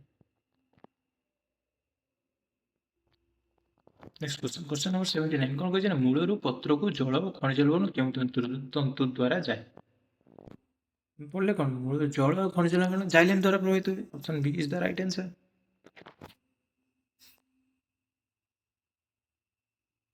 क्वेश्चन नंबर 80 रंध्रर खोलिबा और बंद हेबाकू किए नियंत्रण करे। जो स्टोमाटा थाए स्टोमाटा कौन थाए नकर तो एटाला कौन पटे कौन थाए गार्ड सेल थाए तो पत्र शिरा प्रहरी कोष क्लोरोप्लास्ट जाइलेम जोटा गार्ड सेल को ताने एटा बंद होबा और स्टोमाटा बंद होबा खोलिबा तब किए नियंत्रण करे ना प्रहरी कोष बा गार्ड सेल्स नियंत्रण करे। Option B is the right answer. Question number 81 लाଳରେ ଥିବା ଟାଇଲିନ୍ ଷ୍ଟାର୍ଚକୁ କେଉଁ ପଦାର୍ଥରେ ପରିଣତ କରେ। ଆମେ ଜାଣିଲେ କ'ଣ ଲାଳରେ କ'ଣ ଥାଏ ଗୋଟେ ଏଞ୍ଜାଇମ୍ ଥାଏ ଟାଇଲିନ୍ ସେ କ'ଣ କରେ ନା ଷ୍ଟାର୍ଚକୁ କୋଉଥିରେ ପରିଣତ କରେ ଗ୍ଲୁକୋଜ ମାଲ୍ଟୋଜ ସୁକ୍ରୋଜ ଲାକ୍ଟୋଜ। ତ ଷ୍ଟାର୍ଚକୁ ସେ କ'ଣ କରେ ନା ମାଲ୍ଟୋଜରେ ପରିଣତ କରେ। ମନେକର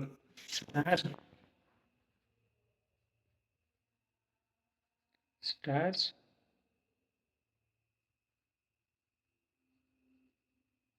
टाइलिन प्रेजेंस रे कोदरे परिणत हुए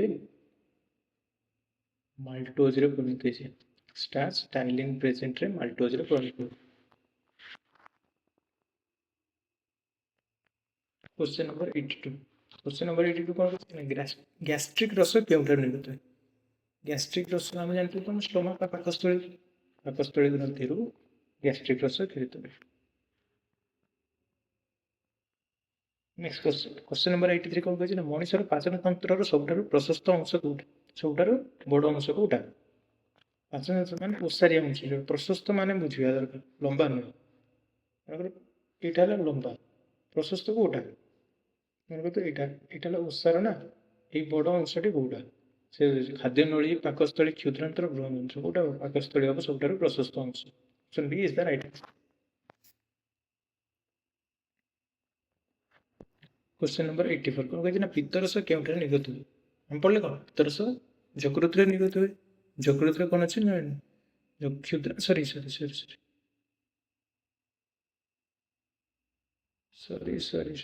कौन कहछि ना पित्तरस केउठारे निर्गत हुए। जो पित्तरस आसी गॉल ब्लैडर रे से कोउठा को निर्गत हुए खाद्य हजम प्रक्रिया से कोउठा को निर्गत हुए। निर्गत क्षुद्रांतर रे गोटे अछि कोन डिओडिनम रे निर्गत हुए। क्षुद्रांतर रो डिओडिनम रे निर्गत हुए। क्वेश्चन नंबर 85 कौन कहछि डिओडिनम केउ अंशर भाग।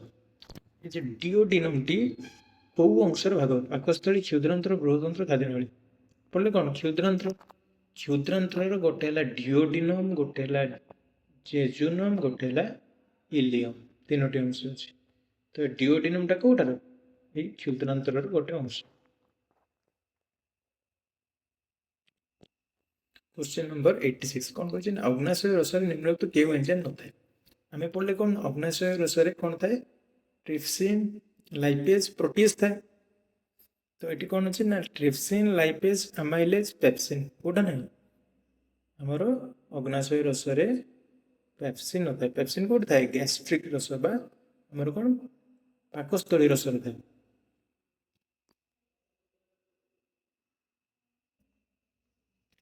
क्वेश्चन नंबर 87 कौन कहछि ना शरीर रे पाचन पई एंजाइम रो मुख्य कार्य कौन। शरीर जो खाद्य हजम हो एंजाइम मानकर मुख्य कार्य खाद्य तैयारी करबा रासायनिक प्रतिक्रिया को त्वरान्वित करबा रक्त तैयारी करबा ना श्वसक्रिया। गोटे जिनस मन रखु एंजाइम मानकर कार्य कौन ना गोटे जिनस को कौन करेंगे ना अन्य जिनस परिणत करेंगे पुणी नेक्स्ट स्टेज को परिणत जमती कि पेप्सिन कौन करे ना प्रोटीन जातीय खाद्य को एमिनो अम्ल परिणत करते एमिनो अम्ल पुणी कौन हम नेक्स्ट स्टेज को जब अवशिष्ट तो कौन हम ना रासायनिक प्रतिक्रिया को त्वरान्वित कर बायो काटालिस्ट कहुए। एंजाइम्स आर बायो काटालिस्ट काटालिस्ट माने जो माने उत्प्रेरक कार्य करते उत्प्रेरक माने कौन जो माने रासायनिक प्रतिक्रिया को त्वरान्वित करते। तो तो एंजाइम माने कौन करते बायो कैटलिस्ट माने कौन शरीर भीतर जो जो रासायनिक प्रतिक्रिया गुड़िक होती कौन करते त्वरान्वित करते कहुए कौन एंजाइम्स आर बायो कैटलिस्ट तो रासायनिक प्रतिक्रिया को त्वरान्वित करने साहाय्य करके enzyme option B is the right answer. Question number 88 कौन है मनुष्यर बृहदंत्र मुख्य कार्य कौन आम पढ़ले कौन अवशिष्ट जल अवशोषण करवा जल लवण अवशोषण option C option B is the right answer जल और लवण अवशोषण करवा कार कार्य बृहदंत्र कौन।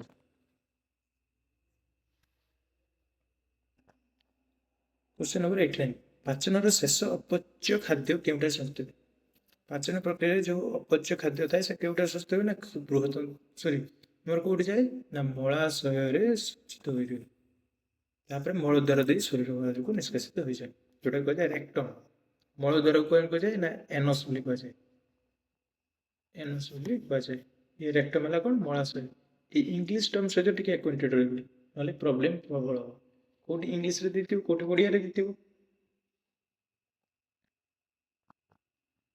क्वेश्चन नंबर 90 मल शरीर क्यों पत्र बाहर जाए कौन कहली मल शरीर मलद्वार बा एनस जोटा कहे एनस कहे मलद्वार दे शरीर बाहर जाए option B is the right answer.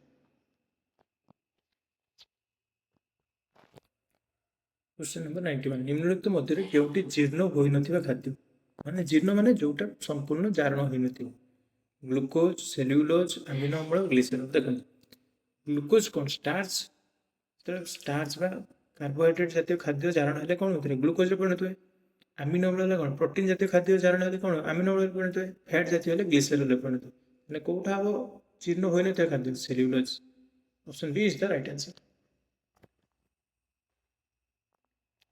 Question number 92 Bhilai रे प्रचुर परिमाण कौन थाए रक्त कोशिका स्नायु कोशिका अस्थि कोशिका पेशी कोशिका देखो आम जानते कौन भिलाई कौन करे सरफेस एरिया क्षेत्रफल बढ़ाए अवशोषण पर क्षेत्रफल बढ़ाए जो फिंगर लाइक प्रोजेक्शन थाए से कौन करे ना क्षेत्रफल बढ़ाए माने स्पेस जिते बढ़ कौन हम से अवशोषण कर अवशोषण किए कर रक्त करे तो ये कौन थी दरकार रक्त कोशिका थी रक्त कोशिका जिते अधिक थी से अधिक परिमाण अवशोषण कर तो भिलाई कौन करे प्रचुर परिमाण कौन थाए रक्त कोशिका option A is the right answer.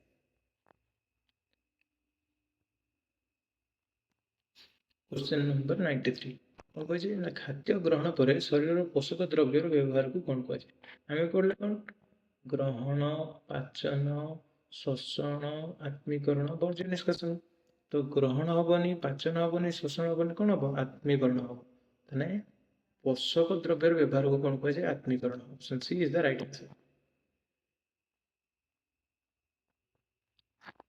Question 94 निम्नलिखित मध्य सैप्रोफाइटिक पोषण उदाहरण कौन सैप्रोफाइटिक कौन हम आमीबा कबक गाई अमरबेल अमरबेल आम जानते कौन परजीवी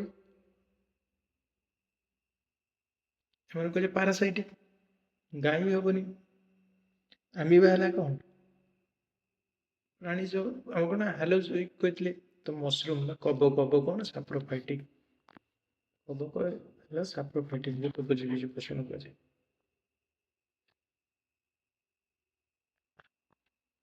क्वेश्चन नंबर 95 निम्नलिखित मध्य हेलोजोइक पोषण उदाहरण कौटा हेलोजोइक पोषण मनुष्य कबक अमरबेल शैवाल ये कौन हम ये हम सब शैवाल सोभोजी कबक है कौन सैप्रोफाइटिक अमरबेल पारासाइटिक तो मनुष्य हम कौन हेलोजोइक पोषण।